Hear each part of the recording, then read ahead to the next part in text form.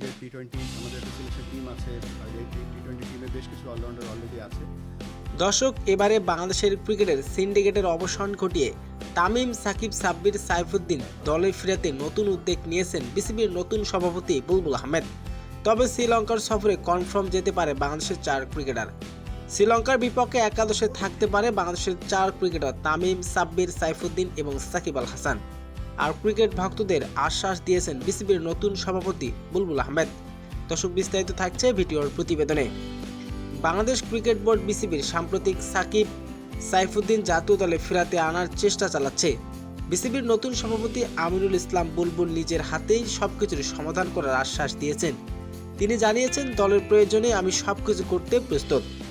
তামিম অনেকদিন ধরে আন্তর্জাতিক ক্রিকেটের বাইরে রয়েছেন। সিন্ডিকেটের কারণে তামিম ইকবাল আর জাতীয় দলে ফেরা হয়নি। তবে তামিম ইকবালকে ফেরাতে প্রচেষ্টা চালিয়ে যাচ্ছেন বিসিবির নতুন সভাপতি বুলবুল আহমেদ। দলের বেহাল অবস্থার কথা বিবেচনা করে অলরাউন্ডার সাইফুদ্দিনকে ফেরাতে বিবেচনায় এনেছেন বিসিবি। তাকে ফেরাতে ইতিমধ্যে আলোচনা শুরু করে দিয়েছেন তিনি।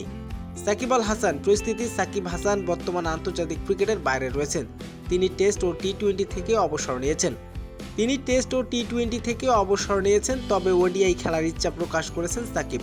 তবে ভিন্ন আইনি জটিলতার কারণে তিনি আর দেশে ফিরতে পারছেন না।